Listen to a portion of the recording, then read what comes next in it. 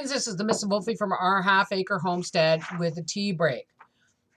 And I'm going to tell you that my tea breaks are now going to go down to once a week, probably on Friday, Saturday, or Sunday. And so that you're not going to be seeing these all the time. So this is my last one for at least a week. I wanted to start off by saying thank you so much for all the love and support. I didn't do that video on the hairdresser letter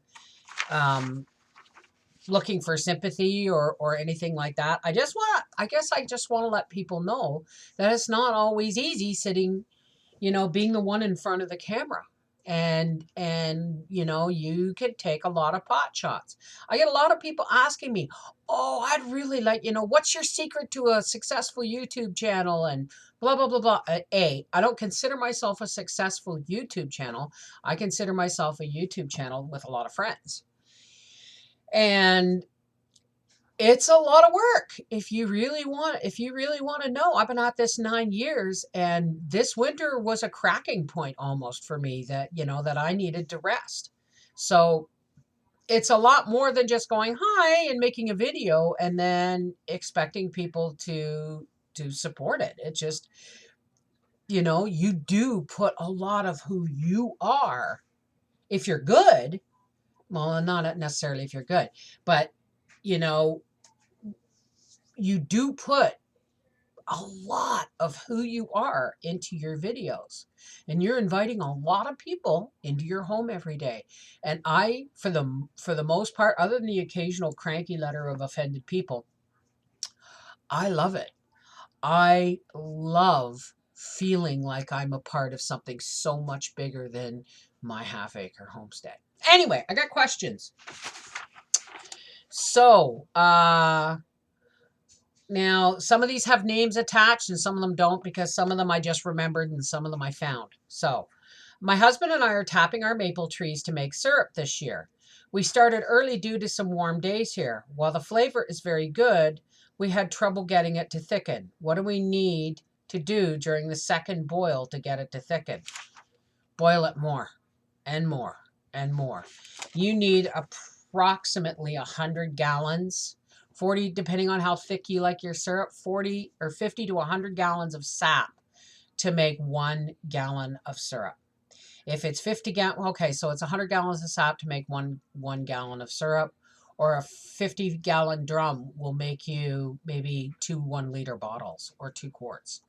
It's a lot of sap. And I have to tell you, there is a lot of controversy about what you do and don't do when it comes to boiling your syrup. I know a lot of people will boil it and then boil it all the way down and then add fresh sap to that.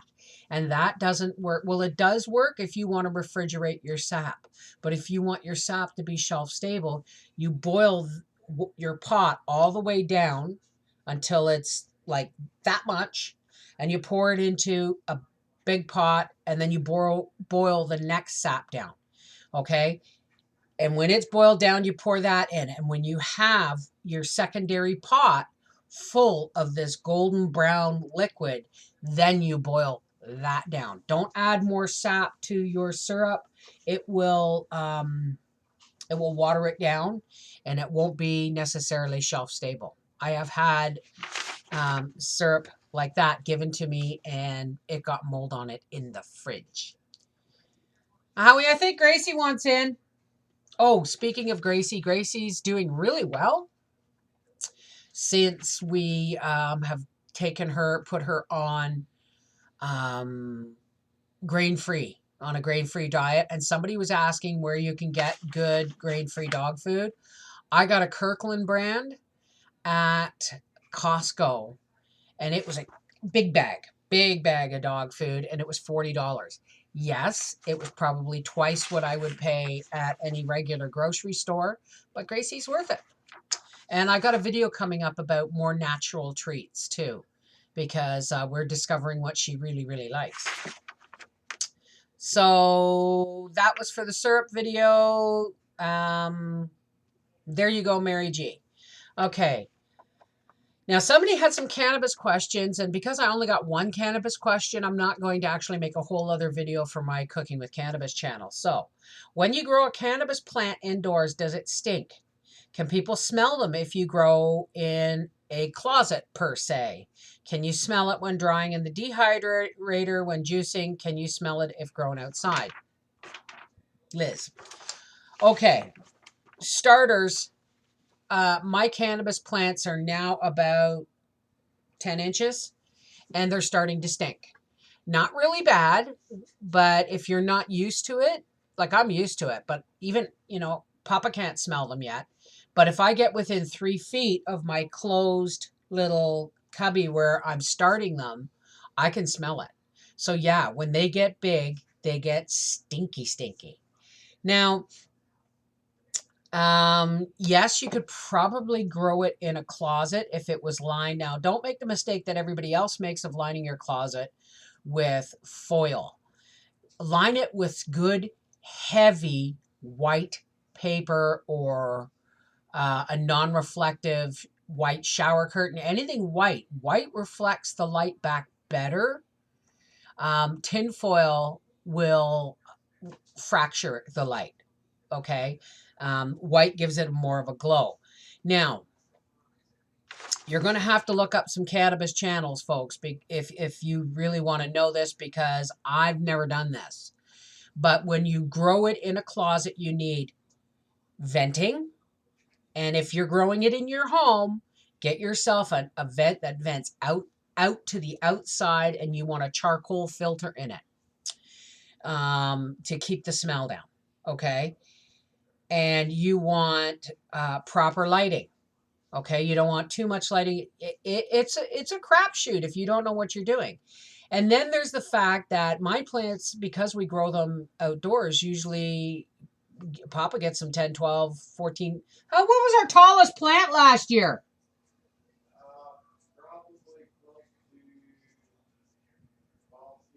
Yeah, 12 feet. 12, probably 12 feet tall. Um, so if you're growing them indoor, that's because we grow them outside naturally in the natural light. We just start them earlier. But if you're growing them in the house, you don't want your plants getting 14 feet tall. So you have to get them to the point where they're a certain size, and then you change the lighting cycles. And the lighting cycles, if you go, you change the lighting cycles. You shorten the lighting during, you put your lights on timers and you shorten the cycles so that they will start to flower. Okay. And that's how you keep them small. But I've never grown plants in the house. I don't know the first real thing about it other than light cycles and all that stuff. And yes, it does stink. Okay, if it's outside, it doesn't stink so much because the wind carries it away. But I wouldn't put it right in front of your windows either. Um, can you smell it when it's in the dehydrator? Well, for starters, it's not recommended that you dry them in the dehydrator. It's better if you hang your plants and dry them like hang your buds and dry them naturally. But I have put some in the dehydrator, but never ever ever higher than 95 degrees. And I can't tell because usually when I've got it in the smell, I can't usually tell when it's in the dehydrator because usually I have a 14-foot plant or part of one on my kitchen table that we're trimming, and it stinks the whole house up. So freezing shredded cheese. Somebody asked me about how would I go about freezing shredded cheese. Now there's two different ways. If you're shredding cheese yourself, and putting it in a bag and freezing it, it's going to block back up because store-bought shredded cheese has microscopic wood pulp in it to stop it from bulking back together. So if you're shredding your, store-bought shredded cheese, you can just throw that in the freezer. I don't recommend buying it, but you can just throw that in the freezer as is. If you're home shredding your cheese to avoid the vegetable cellulose, wood pulp, then what I recommend is when you shred it, lay it on a parchment lined cookie sheet, put it in the freezer for an hour to let it kind of stiffen up freeze the outside moisture of each piece kind of thing. Then throw it when it's almost crunchy, throw it in a bag and then throw it in the freezer. It won't clump up as much. Okay. And I got a question about dehydrating milk. I have never dehydrated milk. There are special evaporators, I think, commercial evaporators that do that with milk. Um, the only, uh, I wouldn't know. I mean, I assume you can dehydrate it. And I assume if you get it down so that it's dehydrated and it's not sour, then you have to grind it up. But I'm pretty sure you would have to mix that with warm water because it's not instant. If you're dehydrating your own milk, it's not going to be instant. I've never tried it, but if somebody wants me to experiment, I will try a little bit of milk and see what happens. You just let me know. Anyway, we got dumped on with snow. It's a lot of snow, but it's a sugar snow. And what a sugar snow is we've had some really weird temperatures up and down and, a week of beautiful weather. And then we get dumped on with snow again. And we haven't tapped any trees. Papa pulled a muscle in his side, we think, and things have been slow. As for our deer, we put hay out yesterday because with this dump of, another foot of snow on us yesterday, the deer were coming out of the bush because the snow was getting too deep in the bush. And they were coming across our driveway. So I had Papa put out, a half a bale of hay for them. And it looks like they've been at it.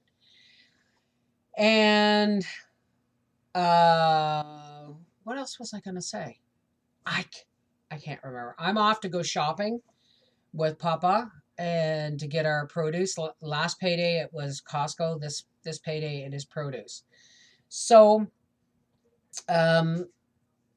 we are going to be tapping our trees hopefully tomorrow because this week, when I say it's a sugar snow that we got dumped on, if the temperatures had continued to rise, we would have missed sap season because it's been so off again, on again.